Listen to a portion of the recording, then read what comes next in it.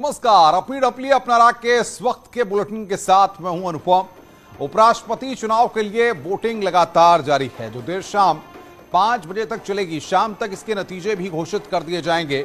Voting शुरू होते ही सबसे पहले पीएम मोदी ने संसद परिसर पहुंचकर वोट डाला।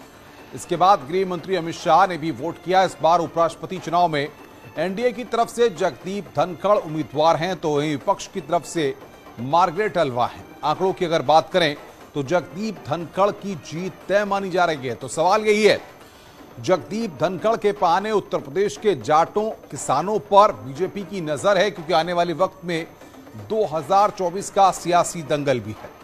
जगदीप धनखड़ के दांव से बीजेपी जाटों को और किसानों को साधेगी, इसी पर आज हम चर्चा करेंगे। लेकिन उससे पहले आप इस रिपोर्ट को देखिए।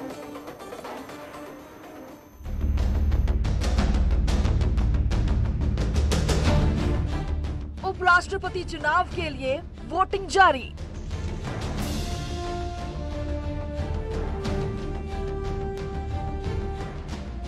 एनडीए से जगदीप धनखड़, विपक्ष से मार्गरेट अल्वा में मुकाबला।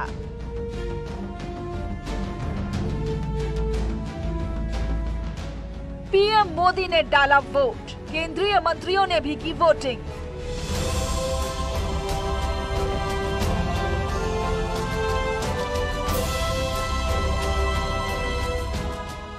चंद्रशेखर और बीती सरकार में मंत्री रहे जगदीप धनखड़।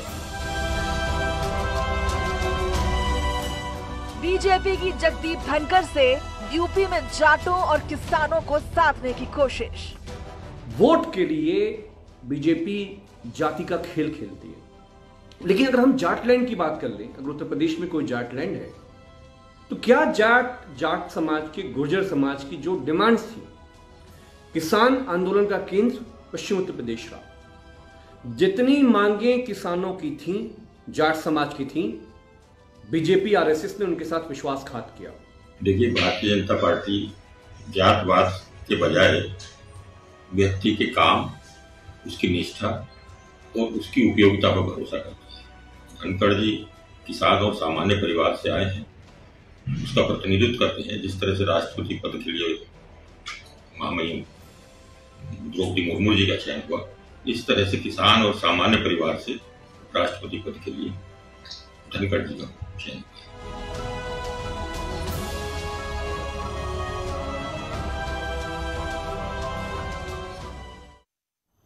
और इसी मुद्दे पर बातचीत करने के लिए हमारे साथ खास मेहमान जुड़ रहे हैं। एसएन सिंह बीजेपी के प्रवक्ता हैं, चौधरी सवित मलिक किसान नेता हैं, संजय राणा राजनीतिक विश्लेषक हैं, वो हमारे साथ जुड़ रहे हैं। आप सबका बहुत बहुत स्वागत है।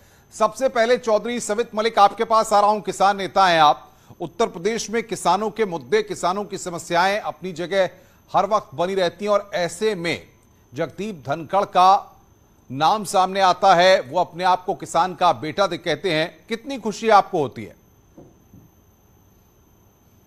ऐसा है, ये विचारधारा की बात है ना। तो वो किसान हैं, क्योंकि वो जब उन्होंने पढ़ाई की, उसके बाद में वो वकील हो गए, वकील के बाद में वो नेता हो गए, और उन्होंने कभी खेती किसानी नहीं की है। राजनीतिक जीवन जीने के बाद में राज्यपाल हो गए और अब उपराष्ट्रपति हो गए। हम ये कहते हैं, हमारा लोकतंत्र जो है, और जब चुनाव होते हैं तो ये होता है कि जातिवाद के आधार पर आप वोट नहीं मांगोगे। तो क्यों जातिवाद की बात करते हैं? भारत की एकता की बात क्यों नहीं करते? किसान की बात क्यों नहीं करते? मजदूर की बात क्यों नहीं करते? और आज ये जाटों को लुभाने की बात कर रहे हैं। हमारे जो पिछले राष्ट्रपति थे वो दलित समाज से थे। दलित समाज को कितना लेकिन सवाल ये होता है सवित जी, अगर कोई किसान परिवार से आता है तो वो जानता है कि गेहूं क्या होता है, आटा क्या होता है, किस तरीके से फसलें होती हैं, किसानों की क्या समस्याएं होती हैं। उनको तो आप नजरअंदाज नहीं कर सकते। मैं आपको बता दूं, हमारे जितने सांसद हैं लोकसभा और राज्यसभा के, उसमें से करीब 65% खेती से जुड़े हुए लोग हैं। और जब 3 काले कानून पास हो रहे थे, किसान सड़कों पर बैठे थे, उनकी जानें जा रही थी, तो उसमें से कितने लोग बोल रहे थे? उनको सबको पता है कि खेती नुकसान का मामला है, किसान घाटे में जा रहा है। कभी कल इन्होंने एमएसपी की बात की है, धोखे पे धोखा किसान सरकार को दे रही है। एसएन सिंह मेरे साथ हैं, बीजेपी के स्पोक्सपर्सन सिंह साहब। आपका नजरिया क्या है? जगदीप धनखड़ जिस तरीके से आपने सियासी दंगल में उतारे, आज वोटिंग भी हो रही है, कुछ देर बाद नतीजे भी सामने आएंगे 5 बजे के बाद। सवाल यह है कि जो उनकी पहुंच है, जो उनकी विचारधारा है, उसका लाभ क्या देश के तमाम लोगों को नहीं मिलेगा?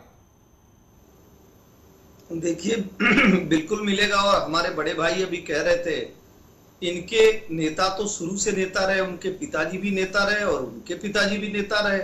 वो तो कभी किसानी करने गए नहीं, उनके साथ तो शैडो रहते थे, गाड़ियां रहती थी। लेकिन जो आदमी किसान के घर में पैदा हुआ है और किसान की चीजों को लेकर चल रहा है, किसान की हक और हुकूक की लड़ाई लड़ रहा है, निश्चित तौर पे वो किसान है। और मैं तो कह रहा हूं भारत के लगभग 90% लोग किसान हैं। अगर किसी के घर का कोई आदमी इंजीनियर हो गया, डॉक्टर हो गया, सेना में चला गया, लेकिन मूल जड़ तो उसका परिवार, उसके माता पिता, उसकी जमीन, ये सब लोग किसान से हैं। पहली बात। दूसरी बात, भारतीय जनता पार्टी एक कार्य करती है, जो उसके साथ है उसको सर पर सजा के रखती है, और जो साथ नहीं है उसको साथ में ले आने के लिए पूरी प्रयास करती है। यही राजनीति करते करते अनुपम जी आज देखिए, भारतीय जनता पार्टी एक समय देश की सबसे छोटी पार्टी होती थी, और इन्हीं नीतियों के कारण आज देश नहीं दुनिया की सबसे बड़ी पार्टी भारतीय जनता पार्टी होगी। क्योंकि हमारा नारा है सबका साथ, सबका विकास, सबके विश्वास। और हम जाति धर्म की राजनीति नहीं करते हैं, लेकिन सामाजिक समीकरण में जाति है, इसको भुलाया नहीं जा सकता है। हम सबके विकास की बात करते हैं, हम सबको तवज्जो देते हैं, समित सबको जी अधिकार देते हैं। सुन रहे हैं ना आप बीजेपी के स्पोक्स पर्सन की बातों को? चौधरी समित जी ने जितना कार्य किया, तुलना के तौर पे अगर देखा जाए, हम ये पूछना चाहते हैं इनसे, ये अकेले ही क्या किसान हैं? क्या ये अकेले किसान हैं? कितने सारे हमारे सांसद और विधायक किसान हैं। उनके रहते हुए किसानों का भला नहीं हो रहा, तो इनसे हम कैसे उम्मीद लगा लें कि अकेले आदमी कर देंगे? हम ये कह रहे, इनके रहते हुए किसान को एमएसपी की गारंटी नहीं मिल रही है। पूरे सांसद विधायक साहब भरोसा दिला